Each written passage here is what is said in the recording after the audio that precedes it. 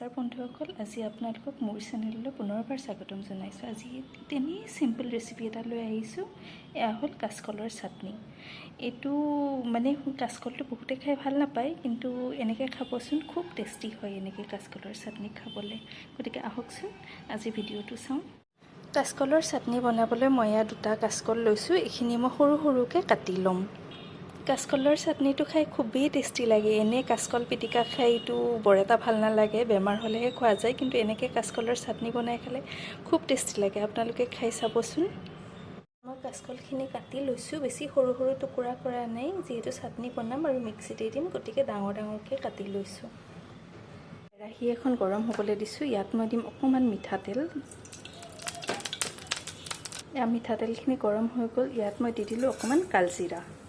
কালজিৰা দিলে গোন্ধটো ভাল আহিব। এতিয়া মই কাটি থোৱা কাচকলখিনি ইয়াতে দি দিম। কাচকলখিনি দি দিলোঁ ইয়াতে, আৰু এইখিনি মই অকণমান ভাজি ল'ম। বেছি ভাজিব নালাগে, মানে সিজি যাব নালাগে, অকল কেঁচা গোন্ধটো আঁতৰাবলৈ অকণমান ভাজি ল'ম। কাচকলখিনি ভাজি হৈ গ'ল। এতিয়া মই এইখিনি অকণমান ঠাণ্ডা হ'বলৈ দিম, আৰু ঠাণ্ডা হ'লে মই এইখিনি মিক্সিত দি দিম। ভাজি থোৱা কাচকলখিনি ঠাণ্ডা হৈ গ'ল। এতিয়া মই এইখিনি মিক্সি জাৰ এটাত দি দিলোঁ। ইয়াতে মই দিম অলপমান ধনিয়া, কেইফুটামান নহৰু, আৰু লগতে 2টা কেঁচা জলকীয়া, আৰু লগতে ইয়াত দিম নিমখ। এতিয়া মই এইখিনি মিক্সিত এটা পেষ্ট হ'বলৈ দিওঁ।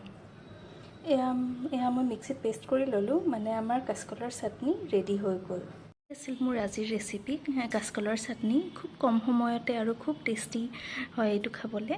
আপোনালোকে এইটো ট্ৰাই কৰিবচোন, আৰু ট্ৰাই কৰি কেনে পালে মোক নিশ্চয় জনাব, আৰু যদি ভিডিঅ'টো ভাল পালে নিশ্চয় লাইক এটা কৰি দিব। Thank U.